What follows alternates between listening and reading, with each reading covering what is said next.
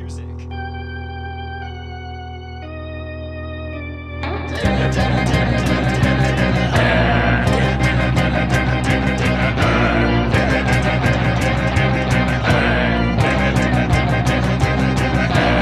Party's not a bat, he's a man who fights crime. And we're gonna watch him fight for a minute at a time. With John and Niall and a guest who doesn't rhyme. It's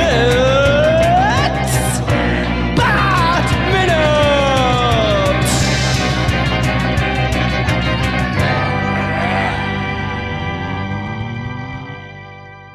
Attention, citizens of fair Gotham, and welcome once again to Bat Minute Forever, the show that hasn't gone through all of these heroics for nothing. We've done it all for you, listeners. I am one of your hosts, John Parker. That's a nice sentiment, John. Aww. And here I am, magically appearing to broadcast from the most precarious place possible. It is me standing on this girder, Niall McGowan. Getting comfy up there on that girder? That's we'll get to it, but it's just like, I really, really feel as if they were like, oh, yeah, Two-Face. Yeah, he appears just to stand on the things at the end of the minute. Oh, well, we are joined once again by our very special guests. First up, we have none other than Rory Spence. Hello. Hey. Back in the house for another crack at the bat. That doesn't make any sense, but I don't care. Where were you last season, Rory? You were in, were you Unlimited Poontang? Did you get that? Did you get unlimited poontang? Did you just ask Yeah, you that? obviously from appearing on the show, you got Unlimited Poontang afterwards. I was in the campaign office. Yeah. Yeah, I think I was the week after, maybe. Damn. Oh, you were in the poontang vicinity. Yeah. Okay. And let's keep this PG. We are also joined once again by Duncan Shields. Greetings, programs. Hey there. Great to be back. And you were just in the last minute there, Duncan. That's where you were the last time we spoke. So. That's where I was. The last time we spoke, I was falling for a long time down Riddler's silo. Falling down. Joel Schumacher knows a lot about that. So. Hi-yo! But anyway, this is minute 113. I don't know how we got here, everybody. But the minute starts with a regular Houdini, and it ends with an irregular DA. Hey. Oh, Hey-o. Nicely done. Nice. I've learnt from the best. Yeah, so we do get now, this is the minute where everything kind of blends in together, and it's one of those things where it's like, oh, this is nice, callbacks and synergy and stuff of, Robin reaching up his hands and Batman going in and grabbing them, and that's echoing when Dick Grayson was doing gymnastics with his dad, and his dad's hand came and clasped there, and then Dick Grayson came and clasped Batman's hand. We hauled him out of the wreckage, and then it was kind of there when they shook hands, the partnership, and now you get the conclusion of this relationship where, he's got a new, it's not so much a father figure, it's more like a brother, I guess Bruce Wayne would be to Dick in this instance, but he's got a new family, anyway. Yeah. And it's kind of like one, he's like, it's nicely done in terms of they introduced a visual theme, and it's paid off at the end of the movie, and that's great. But I'm still so sour on, guy shouldn't have been there in the first place. First day in the job, he got freaking captured. This is... Bruce should be more, looking down on him, so you want to be my partner. You. He becomes his new dad by catching him, and then he becomes his new dad by saying, I'm not angry, I'm just disappointed. Oh. See, I was looking at it in a completely different way. I thought to myself, you know what? This proves Robin's point. I want you to train me. Yeah. We could say... Even that, though, I'd just be more proves Batman's point. It's I don't need hey, I could have just got Chase Meridian and been done with this 5 minutes ago. But True. But here you are. Oh. I wonder if the holographic floor, because we did question going in, because obviously the Riddler and Two-Face wouldn't have known Robin was coming from the get-go to set up the two cages. So I wonder if the holographic floor was originally part of some plan they had for Chase, and then they're like, oh, we got another guy now. We can put him. Oh, I'll make him choose between the two of them. Brilliant. That'll be fun. And that was, and Two-Face is like, two? I love it. Yeah, let's do that. Well, that is kind of my thing. He's like, can I hold the cane? That's my jam. Yeah. Oh. You stand over there, Harvey. Over there. And I know I introduced this by saying about Houdini, but when Robin gets, he breaks his bonds here. But does he break his bonds, or does he? Were his hands tied behind his back? Because it's like he just goes cannonball position and then pulls the strands over his feet. Yeah, so now he flips through. Yeah. The only thing I could actually think of, other than Houdini, was everybody's former favorite and everybody's now hated David Blaine. Yeah. Because I still like him. I don't care what anyone says. All of his like weird tricks were like fantastic. Well, at the beginning with his actual magic, like his street magic, that was I don't cool. think there's been anything as wonderful as that. That was just like, what am I watching? This is pure magic. This is beautiful. And then, but then when it morphed into, I can stay awake for 8 weeks, or I can be in a block of ice for a half a month, or I can hang in a. I'm like, what are you doing? You're just doing. This is like stunts. This is like you're doing weird kind of yogi feats. Like, I don't know, this isn't really magic anymore. This is just like, how much punishment can you take? Like, I don't know. I kind of like that though. I think that's fine. I think he's just a very unlikable guy. Oh yeah. Oh. Yeah. Well, you can never tell with him too, like, because I remember he had the whole thing where he showed up with Eamon Holmes with a hand, like, the eye drawn. Yeah, a little eye drawn in his hand that he just kept waving in front of Eamon Holmes' face, and then Eamon Holmes was like, "What's that for?" He's like, "It's from protection against like bad spirits or something." And you can't tell if he was just doing it just to mess with him. that's what I like. I don't want to know. That's part of the magic now. Sure. Yeah. And that ice one was the first thing I bought on DVD. Really? I know most people would buy something up, but I got a PlayStation 2, and I was like, "Oh, I can play DVDs now. This cool new format." So I rushed out to buy a DVD with my PS2, and what did I go and buy? David Blaine in the ice. Wow. Was it in real time? Was it like a box set where it's like, yes, all 30 hours? So. Hey, I bet you these my days God. that is what he would do. But no, it was kind of the beginning of that kind of thing. He'd only done one other stunt like that, I think. The one where you got buried under the ground. Yeah. It was so weird to think now, though. Like, because at the time, like, yeah, the people want this on DVD. But you wonder nowadays who's sitting around like, let's get out the David Blaine and Ice DVD tonight. Let's treat ourselves and rewatch that. Well, 90% of it was the street magic, right? And that, and it weaves in the tale of him preparing for the ice thing. And the ice thing's like in the last 10 minutes or something. But most of it is street magic, and I'll never forget one of them. It blew my mind completely. I don't get how he did it. I mean, unless he's lying. You know, he made someone's wedding ring disappear. And then it turned out it had emerged inside a glass bottle in, like, the sewer. I don't understand how he got it. It's bizarre, and the guy seemed genuinely shocked. It didn't seem fake. There's ones where, I remember there's ones where you go up to like a bum in the street, and he'd give him a cup of, like, the bum would have a cup of coffee, and then you start rubbing the bottom of it, and it would just start overflowing with change. And stuff. Yeah. And you're just like, if you're standing in front of the guy while he's in ice, you're just like, how did you do any of that other stuff? I don't care about this. How did you make money appear in a guy's cup out of friggin' nowhere? Oh. All right. Well, Robin's falling here to keep up with with the math. I was started in the last minute. So as I was saying, like, Batman stops Robin's descent after falling for 30 seconds, which puts their falling distance at 14,478 feet at a top speed of 658 miles per hour. Now, a sudden stop at that speed is definitely deadly, you know, because the water speed record attempts often result in death when a small ripple or wind change destroys the craft. But the water speed record is 318 miles per hour, and land speed records are 763. So Robin and Batman are going slower than that. But there does seem to be some sort of mechanism in Batman's handheld winch here that slows the descent. Like, Robin lifts is tied together, hands up for Batman to grab onto, and then Batman's anchor stiffens as he slows Batman's descent. Now, I'm not sure if the cable itself has elasticity or if it's a system inside his gadget, but I do like they take a while to show that they get slower and slower and slower during Batman's triumphant rescue, to the point that he manages to time it just right before Robin would have been impaled on the spikes below, which I thought was pretty neat.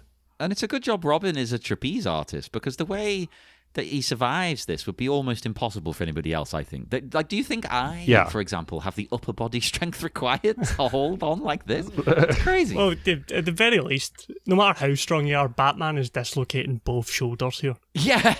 There's no way you could do that. You could catch somebody like that while holding on to something. not. God. Well, yeah, everybody involved. They're pulling a few G's there in their descent. So there's shoulder popping all around for everybody for sure. But it's actually the first time I've noticed, though, and talking about, like, in the previous minute, Batman jumping down and having the little sonar thing on. I never noticed, actually. Like, yeah, when he's looking down at Dick, and Dick does this, like, oh, thanks. He does still have the little things down over his eyes. I've never picked up on that as a detail, but I guess that is what they're going for, that he was seeing through the floor. John's headcanon now is like, yes, that's what everyone assumed the whole time. Well, I assume that headcanon thing is so cool, but I assume that the question mark shaped vents in the side of the silo are letting in enough available light that we're sort of getting a meld of both views. Like we're sort of. Yeah. It's not complete darkness, but there's like at least an excuse for available light, which is the vents in the side. I think they just really, really, really wanted to use that blind as a bat bit. Oh yeah. You just need to find some way to get that in. Came up with that have first. to put it in there somewhere. Yeah. Because if it was completely dark, then how would Robin know to put his hands up at that point? Was he just like, yeah, I'm normally not a praying man, but please help me, Superman. Maybe I was asking for Superman's help. Yeah. That'd be amazing. Superman flies in and saves Robin. It's like, oh, you kind of stole my thunder there, Superman. Yeah. I want to be Superman's sidekick now. Oh, that'd be great, a rivalry. That was good. You get in the beginning of the next movie, too. Bruce is like, well, that's why Superman works alone. Yeah. He's just like, I tried to offload you, but Jesus. Well, okay, the next shot that has them all up. They're all on the girders now. In the next shot, they're on the girders, presumably having been winched back up by Batman's grappling hook cable retractor. Does he have a little retractable thing, or is it like, oh yeah, this took another hour to climb? Did he hand over hand? Did he hand over hand the two of them back up over 10,000 feet of silo back up to the girders? I don't know. Chase Meridian's still just hanging there for like. It's like, even then, if she wasn't already chopped in two, like the blood would be rushing to her head, just dangling from the freaking rope. Oh yeah, for sure. I should actually note as well, like this whole thing about the Dick, falling in and Batman having to come down, this big triumphant moment of him, grabbing him at the last minute and tying back into his dad catching him at the circus and all this kind of thing. Novelization bypasses all of that, and it actually takes a note out of, weirdly enough, I think what Omar Najam was saying last week, where. He was like, why would Dick Grayson be worried about falling into this hole? Like, he's a gymnast. He'd just spread his legs, and there you go. He just doesn't fall. Like, he'll land outside the hole or something. And plus, he's got all the handholds in the side of the silo. Like, he would just sort of angle himself over to the side, do a couple of somersaults from question mark to question mark, and yeah, you're right. Yeah, his whole career before this was professional falling. Well, so I don't think he would. Is he not? His hands and legs are. Yeah, he is. He is tied up. But that's the thing, though. It does. The novelization does have. Like Batman goes down, he saves Chase, and then he starts looking for Robin, and he's just like, "What? Oh my God! He couldn't have dropped to the bottom already." And he shouts, like he himself stops on his grappling hook and shouts out, like, "Robin, where are you?" And then he just hears, "What do you want?" And he looks up, and his radar tracking kicks in, and he zeroes in on Robin. And he's wedged to the bottom of the tube, and his legs are just pushed to either side. And he's just kind of suspended there, like he never left the tube in the first place. And he's just like smart alecky, like, yeah, I'm fine. And in many ways, it doesn't have like the triumphant. Oh, he saved them at the last minute. You get to do the swell of the orchestra and all that.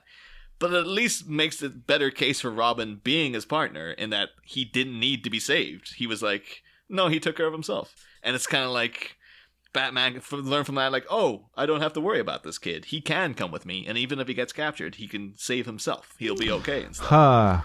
Yeah, I can really see the pull to go in either direction. Yeah, so it's just like and then Robin then comes down to help out the lifting of Chase Meridian here. And of course, so the Riddler is defeated, and that's them save the day. And there's no other loose ends to tie up, so nope, that's it. Bye. That's the end of the movie. That's the end of the movie. Yeah, shocking. Weird. Anyway, it's great. Thank you for having me. Okay, so like, oh my God, Two-Face was here the whole time. Wait a second. Oh my gosh. I do love that he just pops up from out of nowhere. It's fantastic. That is a question you just wish one of them would say. Like, how did you get here? Like, is there a hatchway we missed? Did you walk down some stairs and then tiptoe out onto the middle of this girder? Stop ruining the mystery of the magic. You want to watch those shows, Niall? What is it, like where they explain the magic tricks with that guy in the mask? Oh, the masked magician. Right. Yeah, that piece of crap. I did used to watch that show all the time, John. So did I, and it's garbage. Yeah. I don't want to know the tricks. I like the magic too. But that's the thing here, though. So we have Two-Face now. The man dude just never learns. Like, after all the stuff he's been through with Batman, they friggin' collapsed the goddamn tunnel on him, tried to set him on fire. You know, was grappling with him on the friggin' helicopter where he drove into the Statue of Liberty's face. And Batman survived all of this. And now he's like, hey, I just shoot him. Like, I'm going to go out with this gun, and that's going to do the job. And it's like, what are you thinking, Harvey? Just at least go and regroup. Like, just go like, all right, so we lost this one. But I can come back. I always come back. But why now does he have to go like, yeah, I'm going to go down and get him? Like, go down and shoot him immediately. Yeah, yeah. Why? What are you doing? That would be an end to the movie. Is like Chase Meridian's head just blows up and it just turns around and Two-Face is standing with a smoking gun. Like, yep, no more curtains 1 or 2, just plain curtains. Well, I mean... Best line. This is the perfect opportunity for him to just shoot them. Do it. Yeah. Do it now. Just fire. Do it now. That reminds me, like, I was going to say then, when you talk about a head, imagine if she just got shot right in the head. Yeah. Imagine that. It reminded me, I was watching yesterday, people might make fun of me, The Patriot. No? The Mel Gibson movie. Because I thought, what's the most American thing I can watch for Americans' Independence Day? I was like, The Patriot. No, I absolutely lost my mind because in the middle of a battle, a cannonball takes a guy's head off. I was like, what the fuck? I didn't see that coming. And then later on in the movie, it does it again. Cannonball takes a guy's leg off. Yeah. It's like Two-Face just goes and throws a cannonball. It was a hazard. It was a hazard back then during the Civil War.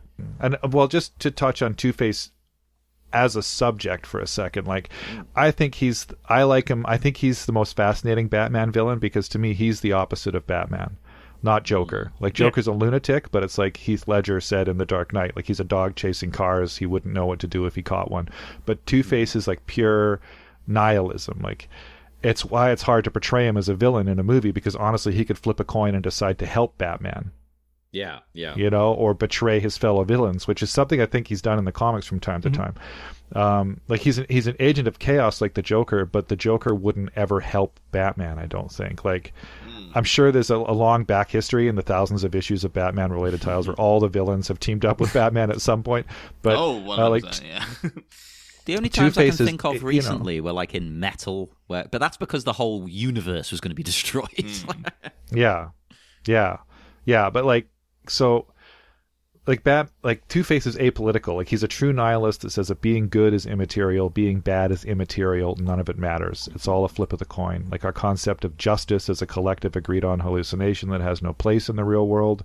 Only instead of going down the path of might makes right, he goes for the coin. Like, Batman suffered tragedy and as a result had rightness matter to him more than anything, and Two-Face had tragedy happen to him and as a result he said there is no right or wrong. It's all arbitrary. None of it matters. And so to me they're the opposites of all the villains in Batman's roster. To me he's the mirror image. So I wanted to see a calmer version of the character with more realistic scarring. Like, I don't even like how he looked in The Dark Knight. I thought the CG was well done, but it broke with the realism feel of the film up to that point. You're kind of very much like, would this guy not be dead after like 5 minutes of him wandering around like out of infections and stuff? You wouldn't be able. Yeah, his eye would be gone in 15 seconds, and he wouldn't be able to hear him. Like, he's missing a cheek.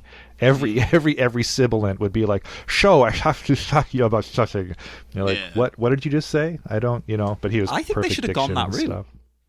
And then he could have had a wacky sidekick like the Joker or someone to be his mouthpiece, a bit like a wrestler who can't speak for crap. He said. What he's saying is, that would be pretty good. I love the costumes here, though. I do love the costumes in this movie. I do love Two-Face's suits. I've got a lot in Two-Face's suit here. Oh, yeah. Oh. Go for it. This is something else. This, because to start with, even the more normal side of it is very 90s. It's very. Oh yeah, that cut on it is just pure 90s. Like how baggy the leg is. It's so nice, but it's also a very strange kind of suit because it's a business suit, but there's like formal elements to it. Like it's single button, but that's just so it matches the other side, I imagine. And it's got like flat pockets, which is unusual. But he's wearing brogues on that side. Yeah. But it's odd. Very nice brogues. Yeah. Well, although one of them has a steel toe cap and studs on it that I'm not too keen on. But whereas I am. Weren't you a new rock man back in the day? Rory? No, but instead, like I would have given him, because he's wearing like a dinner suit on the other side, so I would have given him like a brightly coloured patent leather shoe on that side. Oh, okay. Rather than just putting metal on the shoe that he's already wearing. You know what I mean? But that is something else on the other side, doesn't it? Like the neon shirt is the most sort of crazy part of it, I think. The neon leopard print shirt. The greatest thing of it. I'm just trying to always work out what the design is, because he's got leopard on the shirt. It's the jacket's pink tiger. Well, yeah. Yeah, I thought tiger, yeah. The lapel's tiger as well, it's white tiger, right? Yeah. Because the tie and shirt are the same print, but different colours, and I think the jacket and the lapel are the same print, but different colours. I remember seeing you can get in one picture as well, from like a trading card. He does also have suspenders rather than a belt. Yeah, you see that when he falls. I think it's in the next minute. You see it's the red suspender when his jacket flies open. I think that we asked way back when whether it was like, is it matching suspenders? It's like, no, apparently according to this one trading card, it's like the Two-Face side has like skulls going up the suspenders or something. Then... Oh, they'd have to, right? Yeah. Oh, but they cross at the back, right? Suspenders cross at the back. Not I wonder always. how they would, sometimes you can get not these always. straight ones. Okay, yeah. There you go. But they'd have to be not matching. He's got a whole drawer full of odd socks at home in his sock drawer. Hey, I do as well. And I mean, I very rarely will wear a pair of socks. Not really. It's not like a choice I've made. It's just. Yeah, mine sometimes is a choice, and then other times it's because one sock gets a hole in it. So it's like, well, I'm not throwing away the good one, so I'll pair that with another one that I've only got one of. Yeah. That's actually the question, though. Like, within the domestic relationship that Two-Face had going on with Sugar and Spice, how was the laundry divided up? Because if Spice is doing the Harvey, but then would Spice be doing anybody's laundry, or would she be like, no, that, like I'm the dominant here, like I'm not doing well, I guess she did cook dinner for him, so yeah, but that was like weird dinner. That was kind of like a power move, even cooking that. It's like a pot. But do you think that like, her and Sugar have to then split, like, well, we're cleaning this suit, so we have to do our size each? Or did they have to, maybe they flip a coin of like, okay, so we'll use Two-Face's coin, whoever, gets, heads gets to clean the jacket, and then I'll clean the trousers or whatever. But then if that you get to the socks, how are they balling the socks up in the friggin' drawer? You don't need to ball the socks up, you just put them into different drawers. I guess it'll have to be that way. Single socks in different drawers. So if Two-Face is in a rush, you have to pull out one sock, then run to the other side of the room to get the other sock out of the other goddamn thing. Well, yeah, one drawer is going to be like a rainbow, and the other drawer is just going to be like black socks, so that'll be like... That was my other kind of comment on the suit. Sorry, just about his good side is black, which was kind of... It was also kind of 90s, like, black business suits. But I would have gone with, like, a lighter colour, because it's kind of like his good side, you know what I mean? Like, so, like, a grey, or, like, a navy. Maybe no navy, just with the whole colour scheme, but... Like, black. Or black even and something red like... is sort of villainous, you know what I mean? Like, he's wearing a red tie, a black suit. Yeah. Or a pastel blue or something? Would you go that far? Or is that, like... That's more 80s. But, yeah. Yeah. I suppose you want more muted with that side anyway. So I'd probably I've seen go a couple a version of like Two-Face. Sometimes I've seen him as one side of his suit is damaged and ratty. Yeah. And then one side is pristine. So, but I mean, I think he's morphed into one side just being like an eye hurting mass, just a bunch of different patterns clashing, and then the other side being like Armani or something like that. You know, in the animated series, it was like black and white, wasn't it? Yeah. Black and one side, white. And Oh, that's right. Yeah, that's right. And ironically enough, it was on the damage side that the black side of the suit was on. Yeah. So, as if they were going like, yeah, black would be like the darker side, so that would be on his Right. evil side. So the white side was the good side. I mean, you're right. It makes more sense. Having the black side be the good side is kind of an interesting take. But it was also wearing a black shirt on that side because it was like white, black, white. Yeah, Right. Yeah. Well, that's supposed to be symbolizing the darkness underneath, maybe, or something like that. Yeah, he's so dark, man. And talking about like, we talked about Harvey Dent and whatnot, and way, way, way back, I remember we brought up that there are in fact more than one Two-Face in the DC Comics universe. What? We briefly mentioned the story of Wilkins, Harvey Dent's butler, who took on the mantle of Two-Face and committed a series of crimes. And tried to pawn it off on Harvey Dent, and it was a Silver Age story, so it was silly as all hell. And but it turns out Harvey Dent had a butler this whole time, and he was called Wilkins, and he was Two-Face for a little bit. But Wilkins is not the only other Two-Face. And while we have precious few seconds of Two-Face left in this movie, just a little brief foray into the history of the other Two-Faces that showed up in DC Comics. Nice. One of them, very brief, only one story, was a fella called George Blake. And he, when Harvey Dent was cured, was going around blaming Harvey Dent and making it look like Two-Face was, back and doing all kinds of crazy crap. And Batman figured out that it wasn't Two-Face because the scarring was all on the wrong side. Because George Blake had only ever seen Two-Face in the newspaper. And it was a reverse negative image. So he was putting on the disguise the wrong way around. And so instantly Batman's like, nah, that's not Two-Face. Like, that's a completely different dude. George Blake, weak-ass Two-Face, didn't last that long. But the most enduring one that's it was revamped and everything after his initial run, Paul Sloan is the third Two-Face. And Paul Sloan was a character, appeared back in the old Golden Age. And he was a method actor who was hired to play Harvey Dent in a TV reenactment of the story of Two-Face. And the original story was that he was there. Of course, Batman's in the story playing himself, because of course you can hire Batman to be in reenactments. He is nothing if not a glory hog. And of course, Batman was in the courtroom the day Harvey Dent was scarred back in the day. He's up on the stand when Harvey Dent got scarred in the original friggin' story. And so Paul Sloan goes in, he's playing Harvey Dent, and one of the stagehands becomes incredibly jealous because his girlfriend's obsessed with Paul Sloan.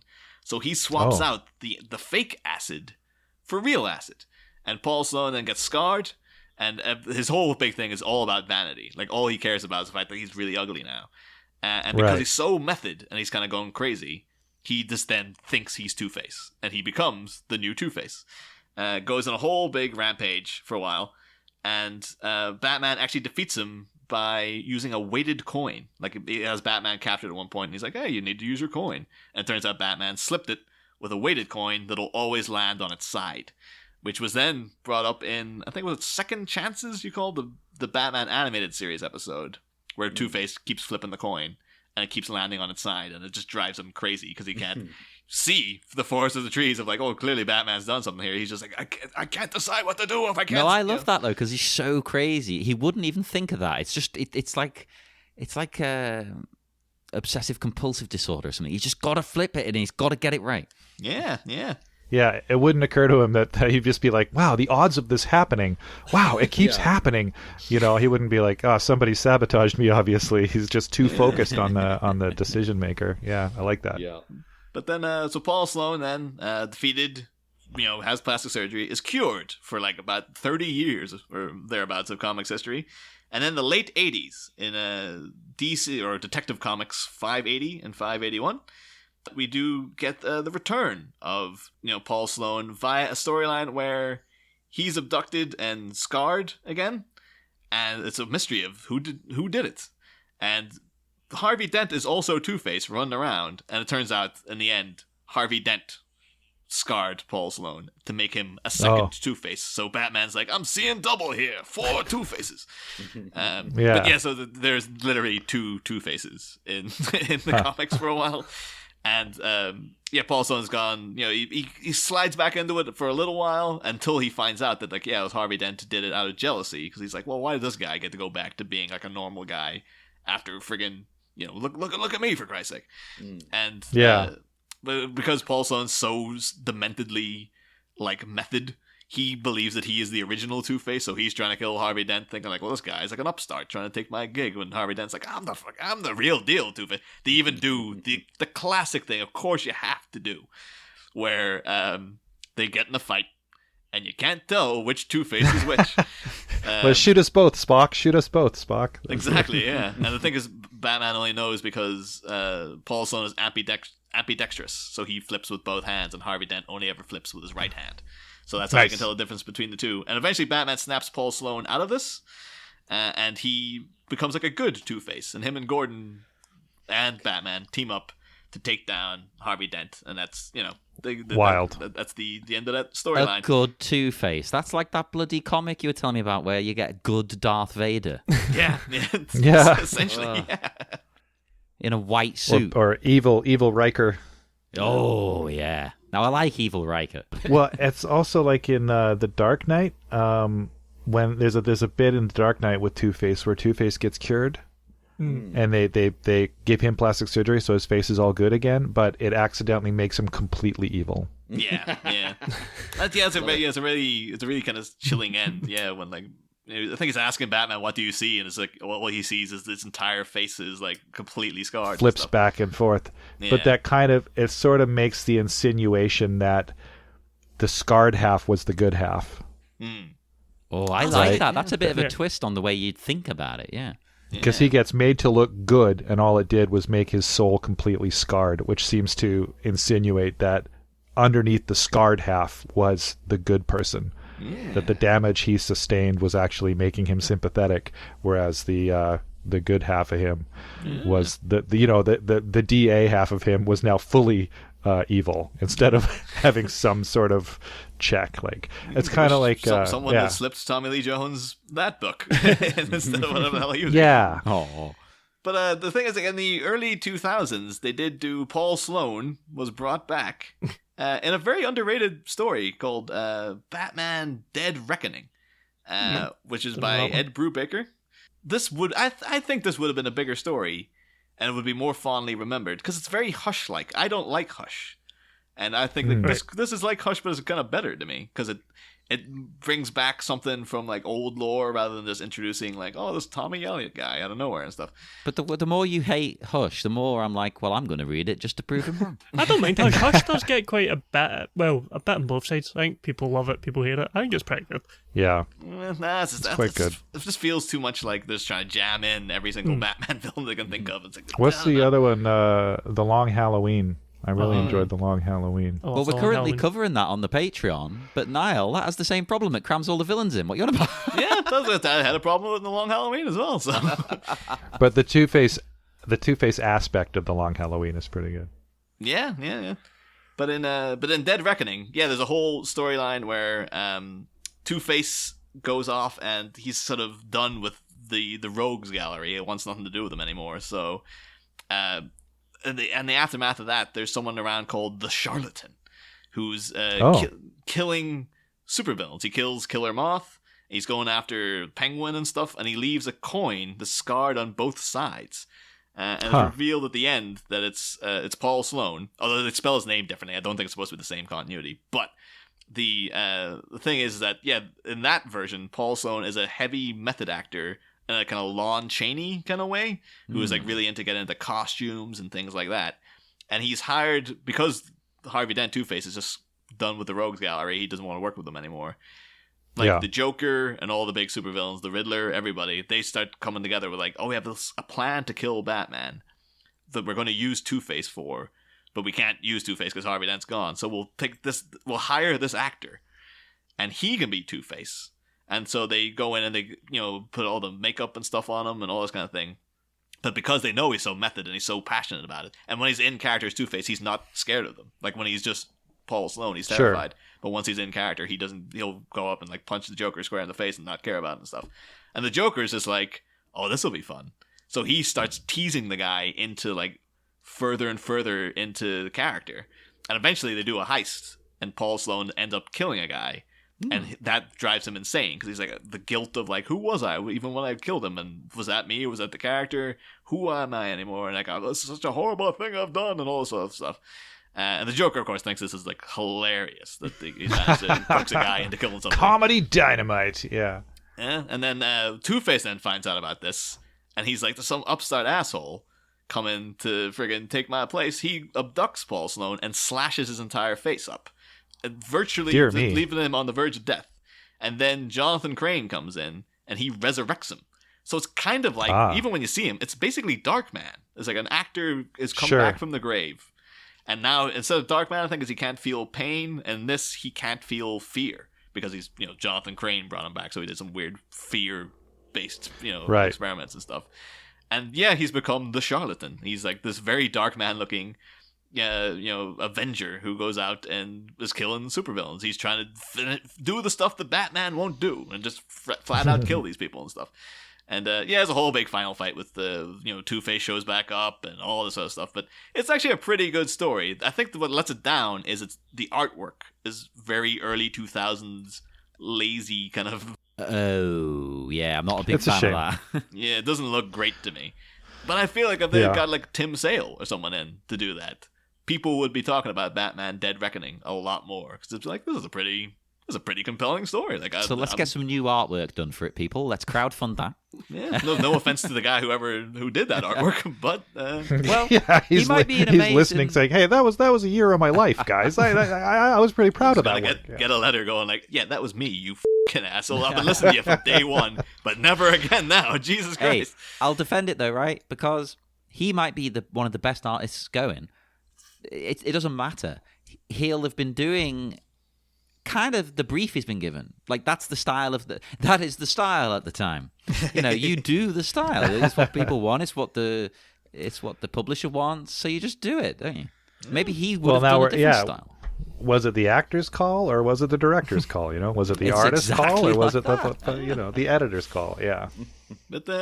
But yeah, like now on the verge of the last minute we get a Two-Face. There you go. There was the other Two-Faces. Awesome. Well, that's cool. I had no idea there was so many. That's great. No, that's wild.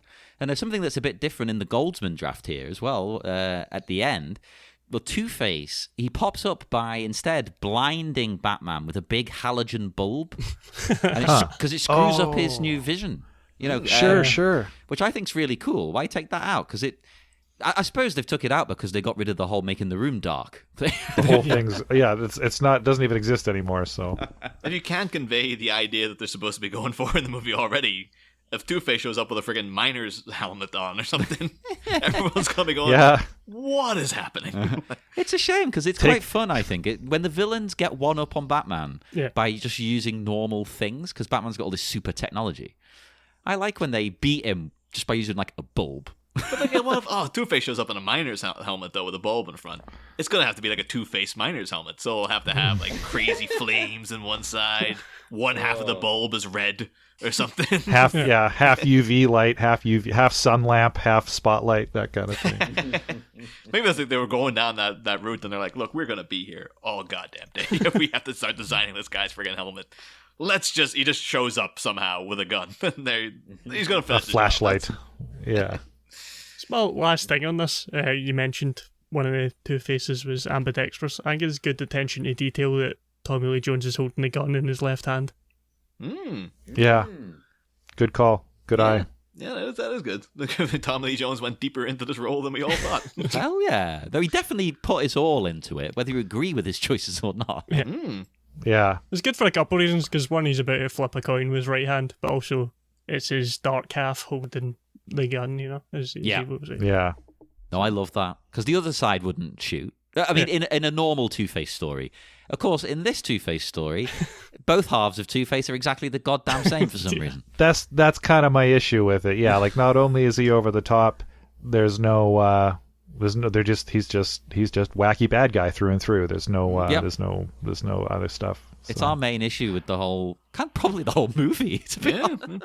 It was weird too, because like in making notes for this, man, I put it up in the listeners' cave. Hopefully, you'll save that picture to put it up again. But like, there was an accidental still taken. I don't know if this minute or the beginning of the next minute, where like it was Two-Face standing looking at the coin in his hand and kind of peering off, and the shadow of his hand was over I saw that. That's great. Face, and you just see the Harvey Dent's eye kind of gleaming out from the other side and stuff. It was a brilliant shot that's completely accidental. I wonder if they knew if that was there. They would have been like, this should have been on the friggin' poster or something. Like, this was a really eye-catching kind of stuff. But yeah, it's hurtling towards now his final reckoning with the coin. Yeah, they're all standing there, and then Batman says, "Aren't you forgetting something, Harvey? Your coin," which I think is pretty awesome.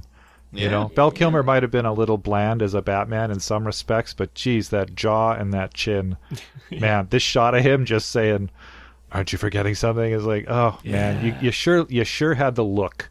You sure had the look, like Clooney didn't have the jaw, Keaton didn't have the jaw, but they were both, I think, in some respects, better actors. I don't know. Hard to say. Yeah. No disrespect to Val Kilmer, but Val Kilmer sure had the jaw and the chin for this. But Keaton's got the lips. So does Kilmer. They've both got good lips. Clooney doesn't have the lips. Those pillowy lips, yeah. Yeah. But shall we move on to the final minute then? Like the round up this dun dun dun, this terrifying cliffhanger or girder hanger? I don't know what do you call this. Girder hanger. I like girder hanger. I like it. Now I feel like I need to drink an Irn-Bru because they always used to say it's made with girders. Yeah. Now is Irn-Bru? Is it still in business or did it go out of business? Because I heard. Don't you worry about Irn-Bru. That's Irn-Bru's never going away. I had heard that it had gone under, and I was like, but that's impossible. No. Like, so I'm glad to hear it's still around. I love Irn-Bru. Bars who make it, they're still going strong. They had to take a lot of sugar out. That hurt them a bit, but they're still good. But they do a sugar-free one, so I think they should just leave the normal one as is, and then offer the other one. Well, that was a whole big controversy here. You don't want to get in it. It was almost bigger than the independence referendum. That I'm the sure. Scandal of Irn-Bru. Honestly, people were stockpiling like the old recipe. There's still people around Glasgow with pallets of it in the basement, I'm sure. Well, it's a good hangover cure. Maybe it was the sugar all along. Yeah. Oh, yeah. That's what it was. That was the thing. The Irn-Bru and a cigarette. That was the hangover cure that I'd heard of. Yeah. Well, listeners, we're all going to go off and have an Irn-Bru and a cigarette. So we'll see you again on Friday for more Bat Minute Forever.